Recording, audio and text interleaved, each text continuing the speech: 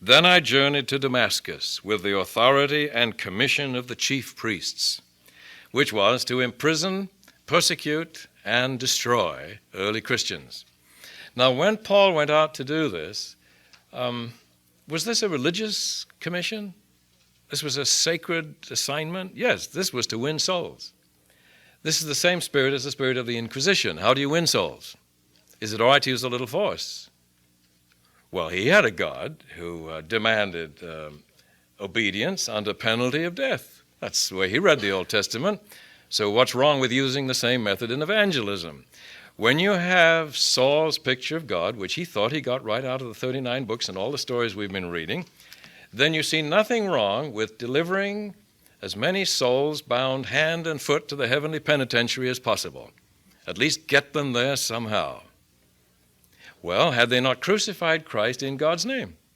They saw nothing wrong with that. Nothing wrong with the use of force.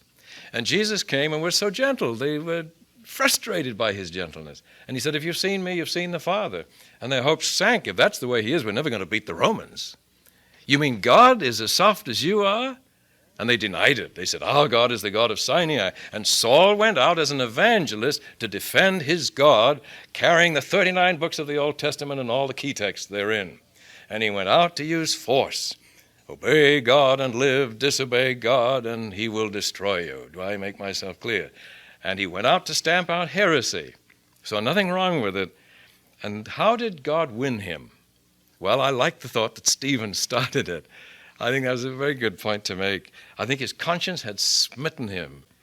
At midday, O king, I saw on the way a light from heaven, brighter than the sun, shining round me and those who journeyed with me. And when we had all fallen to the ground, this is Sinai over again, isn't it? Terrified.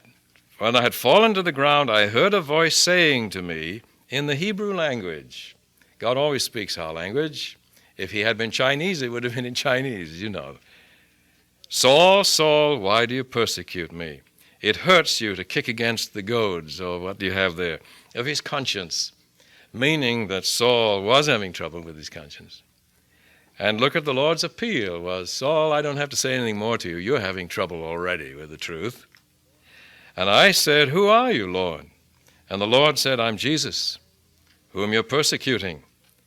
But rise and stand upon your feet, for I have appeared to you for this purpose. This is why I've come, to appoint you to serve and bear witness to the things in which you have seen me, and to those in which I will appear to you. Would you have appointed someone under those circumstances? Could you imagine the conference committee appointing somebody as their evangelist under these circumstances? The Lord was very far-sighted here. And I will deliver you from the people and from the Gentiles, to whom I send you, to open their eyes, that they may turn from darkness to light, and from the power of Satan to God, that they may receive forgiveness of sins and a place among those who are sanctified by faith and trust in me.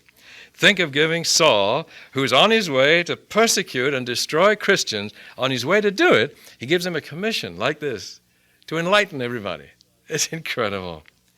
Wherefore, O King Agrippa, I was not disobedient to the heavenly vision. And I went and delivered it. Now, we need to add 9:7 and 22:9 to get the detail that he was told to go to Ananias for information. Now, would you have sought to win Saul like this? Now, here's God in action now.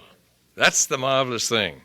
The first problem is, how do you get the attention of a man bent on the destruction of the saints? Well, you speak a language he can understand, which is not only Hebrew, but a little show of force. And he floored Saul on the road to Damascus. And maybe for the first time in a long time, Saul was quiet. And he listened. And the Lord said, you're having trouble with your conscience, aren't you? And Saul, indeed I am. Ever since I saw Stephen do what you did. And said, Father, forgive them, they don't know what they're doing. I loved that, and yet he was a heretic.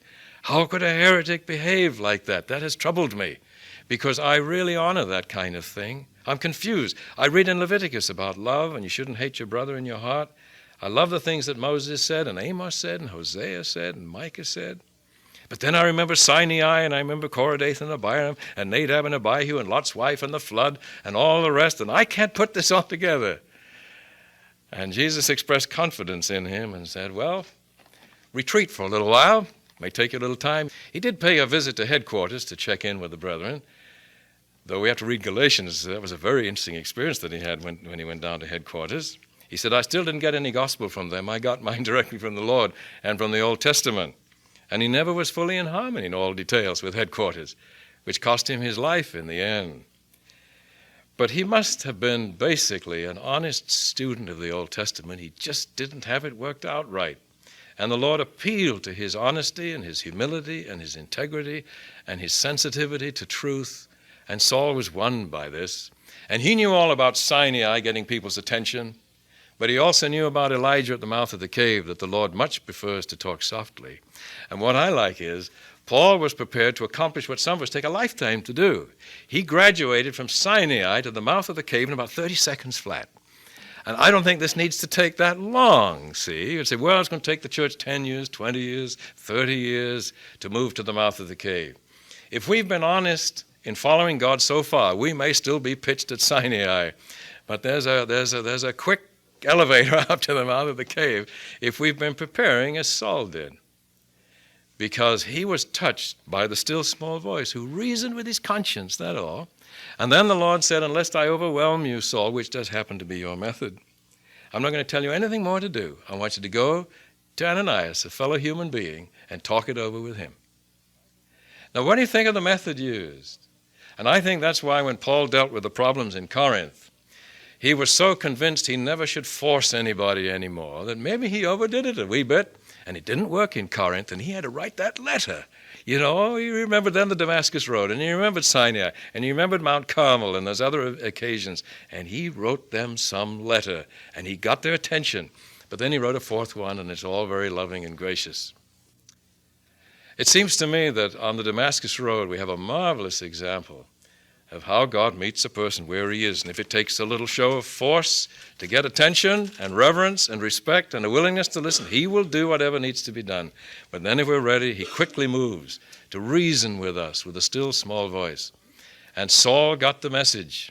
From then on, when he met people who disagreed over the Sabbath, did he imprison them? Romans 14? No, he said, one man esteems one day above another. Another man esteems all days alike. And there was a day I would have imprisoned you for that and voted that you be killed. But now I say, let every man be fully persuaded in his own mind, as he was persuaded on the Damascus Road. And it's absolutely marvelous how quickly he put it together, although he did have to think it over for a while, as you know in the record. I think we see the results of the Damascus Road experience all through the rest of his letters. He now knew the truth about God. Did he change God's name? Did he change his Bible? Did he change his Sabbath? Did he change his diet? Did he change anything? All he changed was his picture of God.